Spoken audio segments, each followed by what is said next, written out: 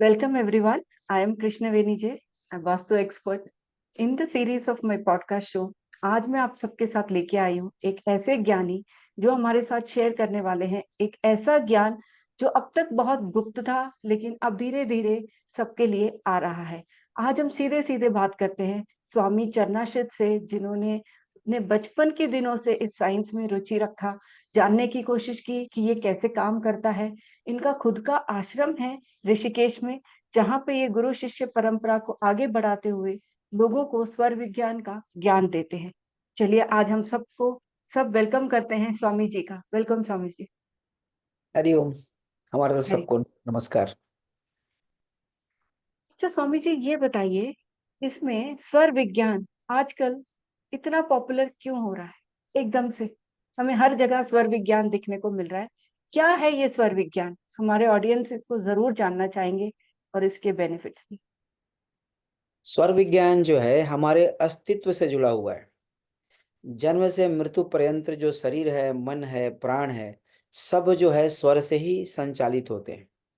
स्वर विज्ञान बहुत पुरातन विज्ञान है, लेकिन हाल के वर्षों में लोगों ने इसके अंदर जो है ज्यादा जिज्ञासा प्रकट की है। लोग सीखना चाहते हैं क्योंकि ये एक चमत्कारिक ज्ञान भी है और ये हमारे श्वासों से जुड़ा हुआ है।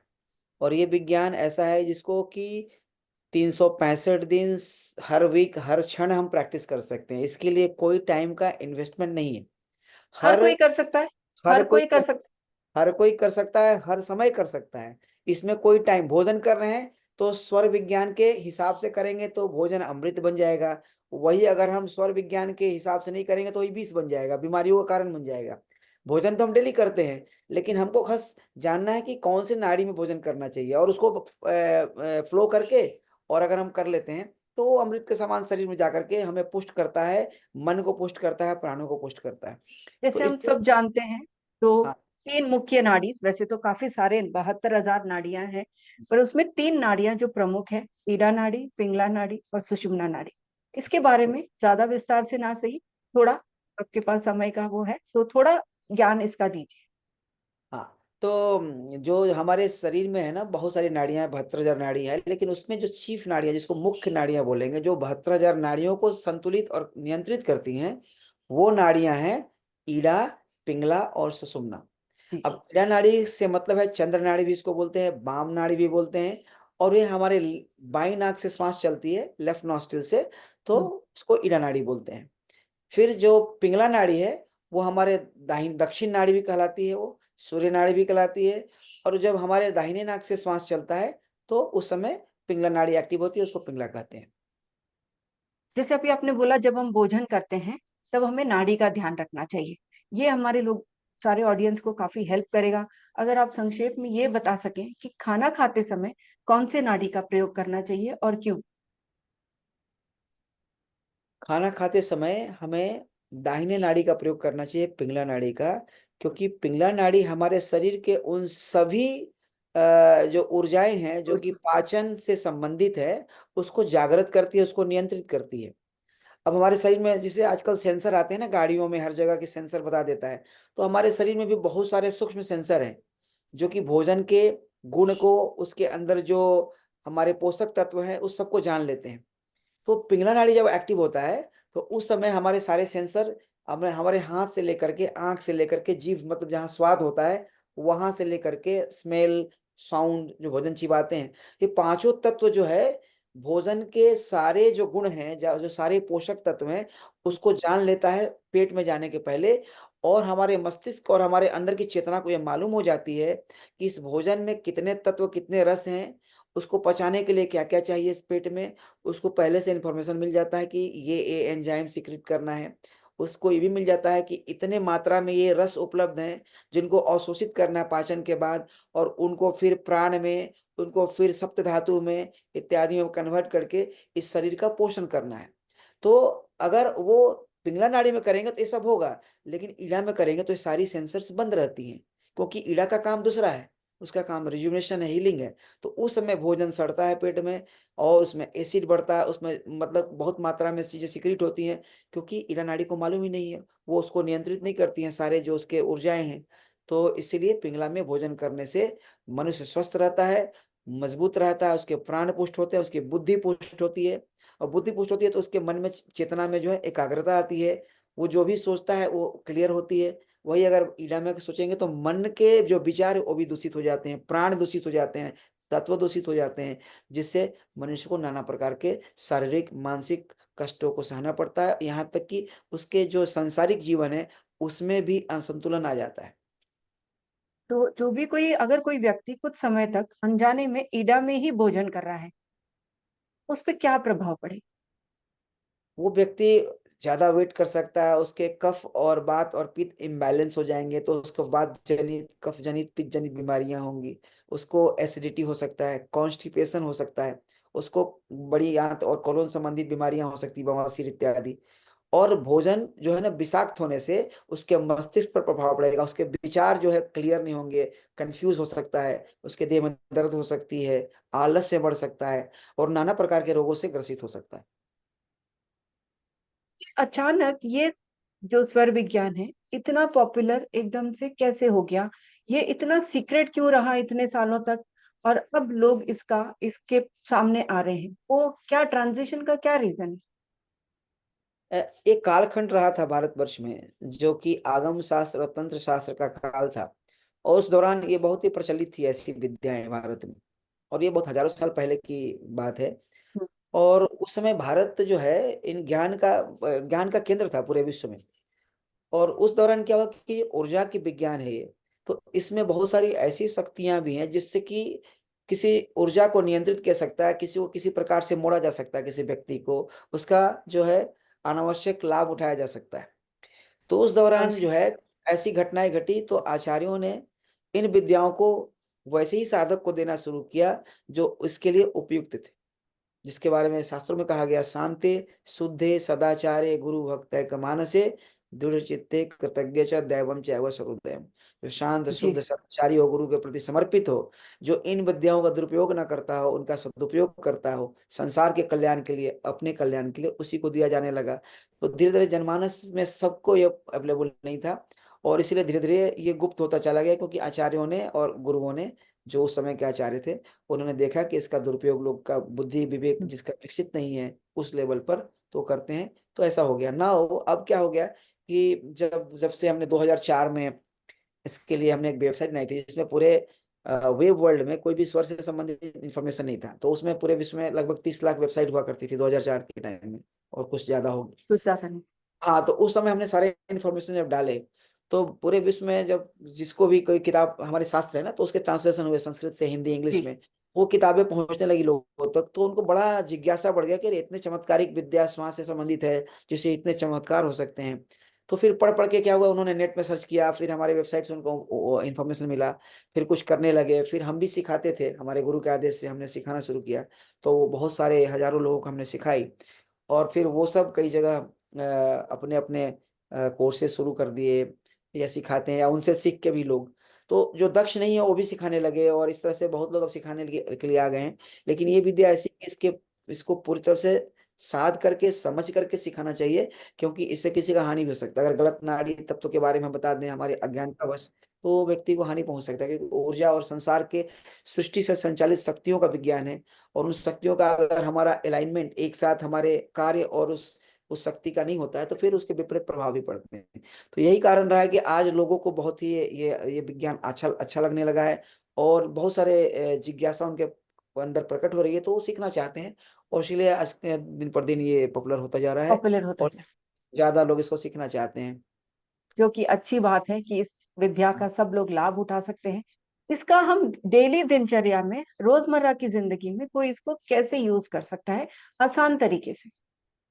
देखिए, अब हमारे शरीर में, हमारी इस पूरे सृष्टि में ना, दो तरह की ऊर्जाएं निवास करती हैं। एक तो है परिशुद्ध प्रकृति, और एक होता है विकृति। विकृति। प्रकृति में जो विकृति होता है वही सारे कष्टों का कारण होता है। तो हमारे जी। शरीर भी प्रकृति से ही बनी है, पंच तत्वों से बनी है। भगवान शिव बोलते हैं कि ब्रह्मांड खंड पिंडाद्या स्वर नैव ही निर्मिता, सृष्टि संहार करता च स्वर साक्षात महेश्वर। ब्रह्मांड, जो अखिल ब्रह्मांड है, अनंत कोटि ब्रह्मांड जिसको बोलते हैं, जिसमें कितने गैलेक्सीज हैं, उसमें बिलियंस ऑफ स्टार्स हैं, और उस वैसे कितनी ब्रह्मांड, एक ही ब्रह्मांड नहीं, कितने ब्रह्मांड है। तो ब्रह्मांड खंड, खंड मतलब कि उस ब्रह्मांड के की जिस भाग में हम रहते हैं, वो जो है कि हमारी जो नक्षत्र मंडल है, जो मिल्की वे गैलेक्सी, मिल्की। जो आकाशगंगा, उसके बीच में हमारे सोलर सिस्टम है, हमारे 9 ग्रह हैं, उसमें हम रहते हैं। तो इसको खंड बोलते हैं कि उस ब्रह्मांड के इस भाग में हम रहते हैं। खंड हो गया ब्रह्मांड खंड। पिंड आद्या, हमारा शरीर, वनस्पतियां, जीव जंतु जो धरती पर है, सब पिंड है। तो ये सब स्वर से ही निर्मित हुए हैं, क्योंकि स्वर ही 5 तत्व है। स्वर ही सृष्टि का मूल कारण है, स्वर में ही 5 तत्व है, स्वर में ही आत्मा का निवास है, स्वर में ही शिव का निवास है, स्वर में ही शक्ति का निवास है।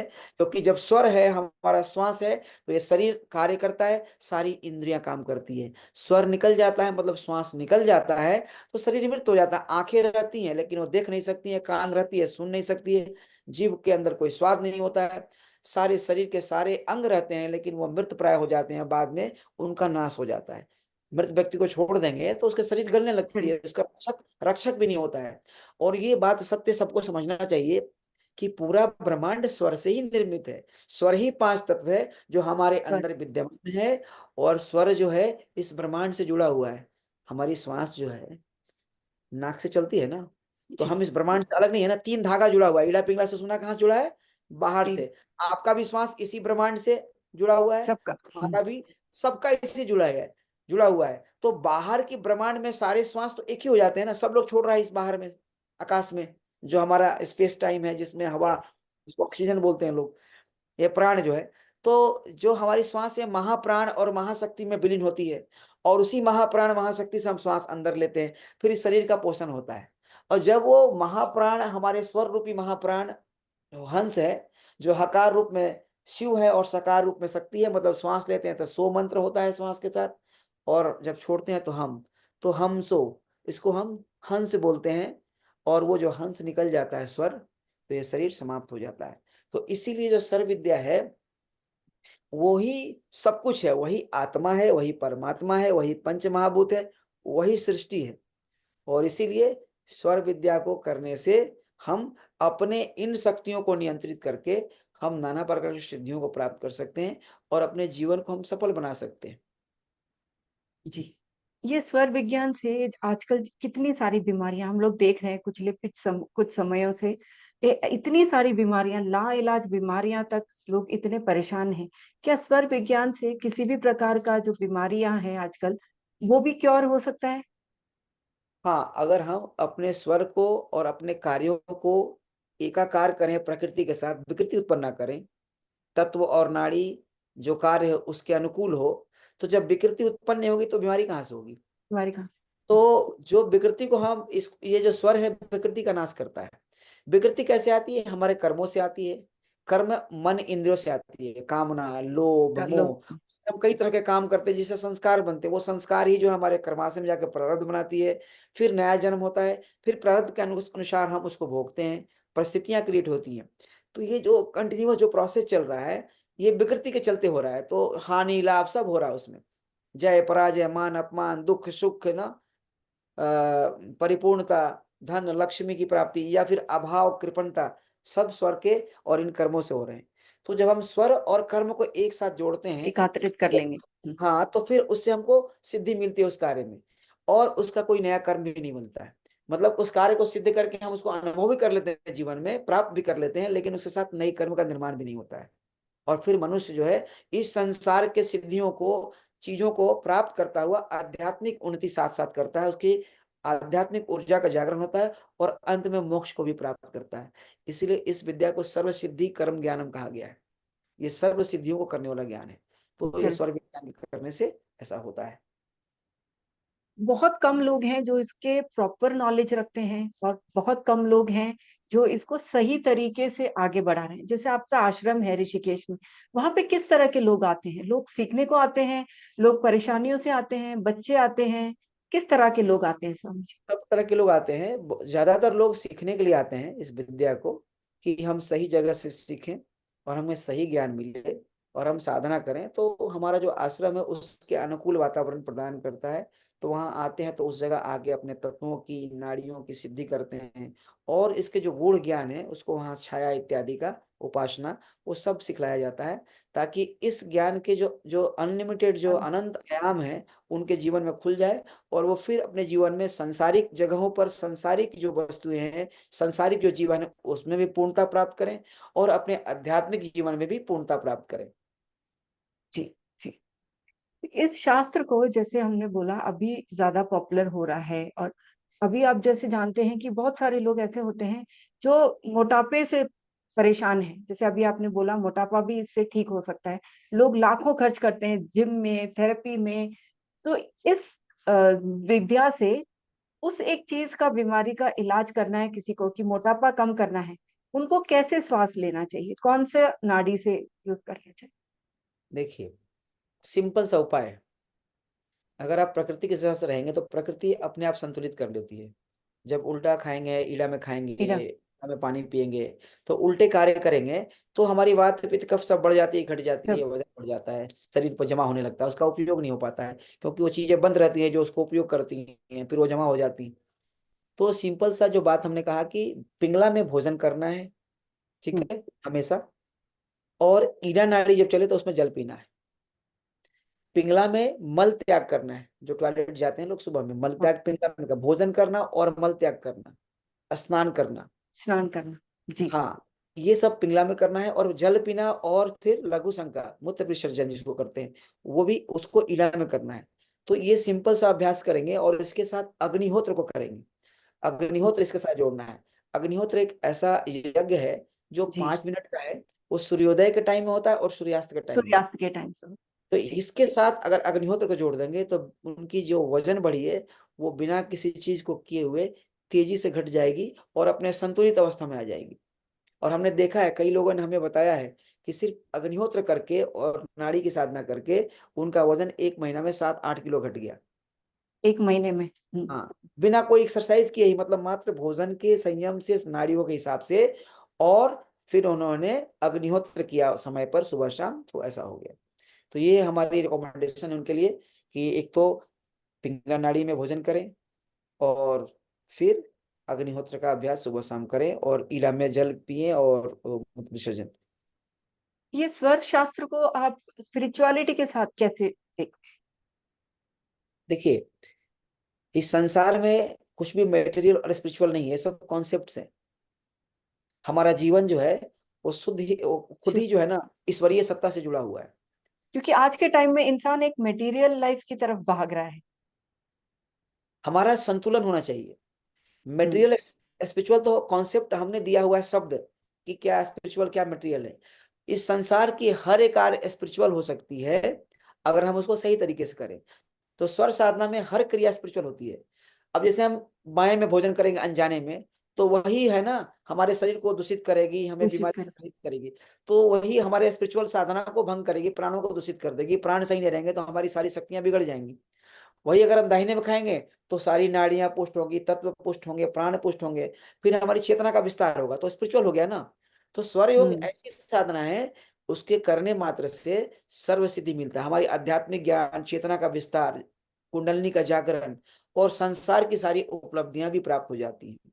तो हम्म। जीवन पूर्ण हो जाता है। जी। ये पूर्णता एक को और प्राप्त। सेंसिटिव इश्यू है स्वामी जी, हमारे देश में काफी सारी महिलाएं जो कंसीव नहीं कर पाती हैं। आजकल इनफर्टिलिटी का इतना ज्यादा इश्यू है, उसमें भी लोग लाखों पैसा खर्च करते हैं। क्या स्वर विज्ञान वैसी महिलाओं को भी हेल्प करता है? हाँ, अगर कोई व्यक्ति, कोई महिला स्वर साधना करती है पूरी तरह से, जैसे स्वर साधना में साइकिल्स होते हैं हमारे, जो चंद्र और सूर्य के मूवमेंट से जुड़े हुए हैं। तो सूर्योदय में, सूर्यास्त में, चंद्रोदय में, सूर्य के जो ट्रांजिट होते हैं, मकर संक्रांति इत्यादि, जी। उस दौरान साधना करेंगे, खाना पीना स्वर के हिसाब से करेंगे, तो उनके अंदर जो विकृति है, जो उससे रोकती है वो। गर्भाधान से, वो धीरे धीरे हील होकर के ठीक हो जाती है। उसके बाद कुछ हर्ब्स हैं जो खास समय में तोड़ा जा सकता है, उसका सेवन करके खास नाड़ियों में, तो बांझिया स्त्री को भी पुत्र प्राप्ति की जो है संभावना हो जाती है। ऐसे शास्त्रों में लिखा हुआ है, और संभव भी है। और भारत में तो ऐसा है कि, शास्त्रों में ऐसा है कि मनचाहे पुत्र या पुत्री को जन्म दिया सकता है, उसके गुणों का भी जो है पहले डिसीजन लिया जा सकता है अगर सही कालखंड और नाड़ी और तत्वों को अगर मदर फादर जानते हो, तो एक एकदम पूर्ण सब गुणों से संपन्न सब पुत्र और पुत्री को भी प्राप्त किया जा सकता है। सर्वगुण संपन्न जिसे हम कहें। हाँ। बहुत ये विद्या ऐसी है जो सबको लाभ उठाना चाहिए, लेकिन आज के टाइम पे इसका ज्ञान कम है। कितना समय लगता है स्वामी जी इसको सीखने में? कोई किस एज में सीखना चाहिए, या और इसमें कितना समय लगता है, या कोई एज लिमिट है क्या इसका?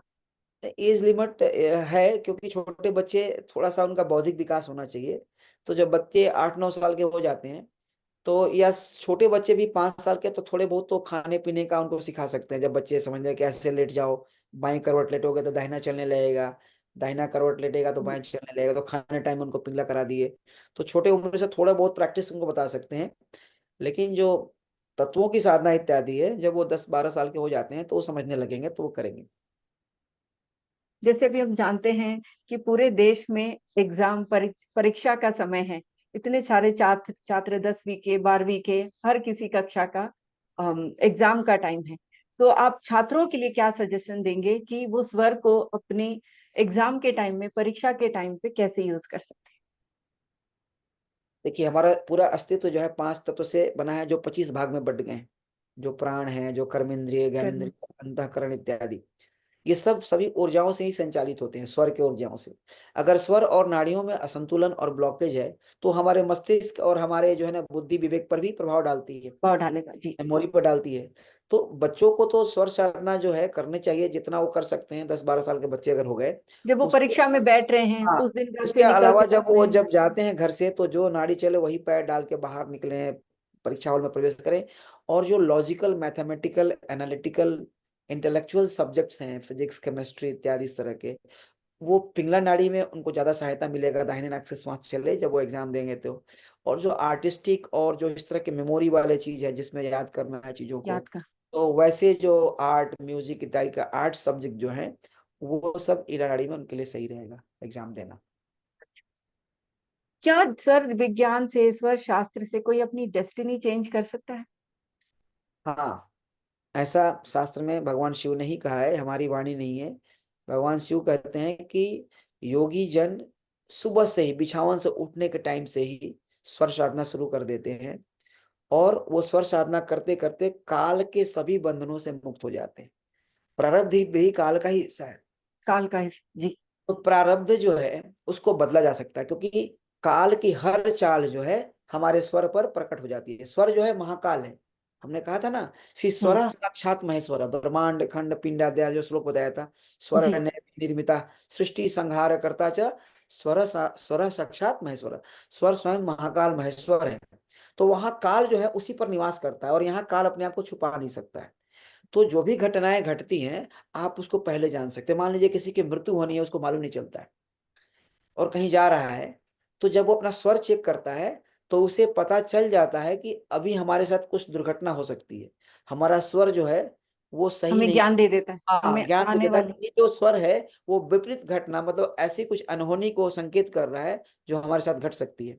और तब क्या करते हैं, हम नाड़ी को चेंज करके, तत्व को चेंज करके जब निकलते हैं कार्य करने, तो वही जो काल की बनाई हुई सृष्टि में जो भाग्य ने रच रखा है, जो उसने रचना की है मृत्यु की, वो टूट जाती है, समाप्त हो जाती है। और वही जो है हमें सिद्धि प्रदान करती है। हम जाते हैं, कुछ नहीं होता है। हम्म। तो मृत्यु तक को हम परास्त कर सकते हैं, उससे परे जा सकते हैं। और कोई भी चीज हमारे जीवन में लिखा है प्रारब्ध में, तो उसको हम बदल सकते हैं अगर हमको स्वर का ज्ञान है। तो यह स्वर का महाकाल ज्ञान। विद्या है, जो काल को भी, काल की भी शक्तियों के ऊपर है, वो है महाकाल विद्या। तो काल महाकाल के ऊपर नहीं है। जो महाकाल विद्या लगता है, तो फिर काल की जो बनाई हुई सृष्टि है उसको योगी बदल देते हैं, और बदल फिर देते अपने अनुरूप कार्यों में सिद्धि प्राप्त कर लेते हैं। हैं जी। इसमें मृत्यु का दिन निश्चित कर सकते हैं, आगे बढ़ा सकते हैं, पीछे करते हैं, जब चाहे शरीर छोड़ सकते हैं, सब संभव है।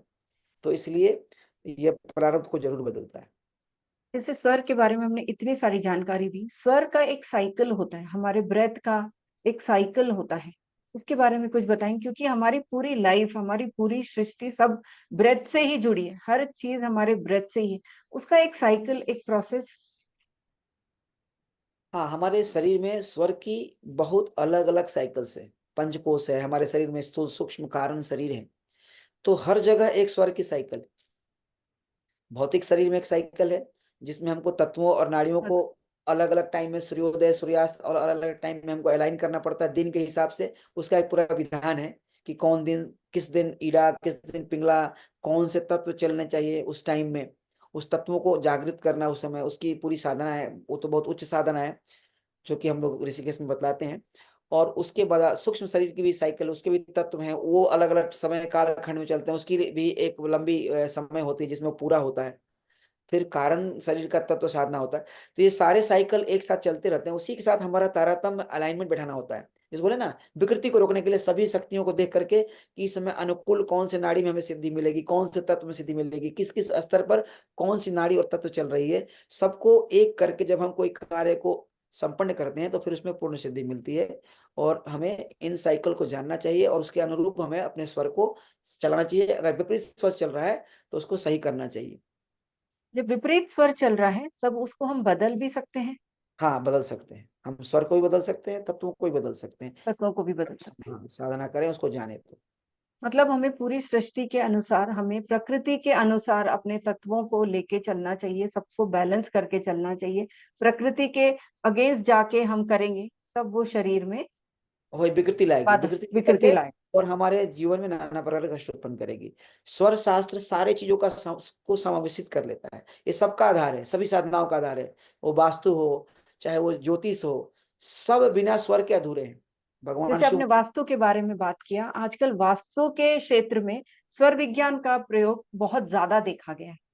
हम्म, है। हमारा स्वर जो है ना, सब कुछ कह देता है स्थान हम्म। के बारे में। तो आप यहाँ पर एक अज्ञानी के रूप में नहीं जाते हैं कि आपने थ्योरी पढ़ लिया कि ये चार दिशाओं में चार तत्व होते हैं, ये इम्बैलेंस वो इम्बैलेंस है। ये सब तो पढ़। एक थ्योरिटिकल नॉलेज है, वो कोई भी पढ़ लेगा। लेकिन रियल में इम्बैलेंस क्या है वो हमारा स्वर बताता है। तो जो स्वर ज्ञानी होते हैं उस वास्तु मंडल में प्रवेश करने का एक प्रवेश नियम, करते। वो प्रवेश करने का एक नियम भी है, कैसे जाना है, कैसे प्रवेश करना है, किधर से प्रवेश करना है। तब फिर हमारी स्वर के माध्यम से वहां की जो ऊर्जाएं हैं उसको हम जान सकते हैं कैसी ऊर्जाएं हैं। इस पृथ्वी पर बहुत तरह की ऊर्जाएं हैं।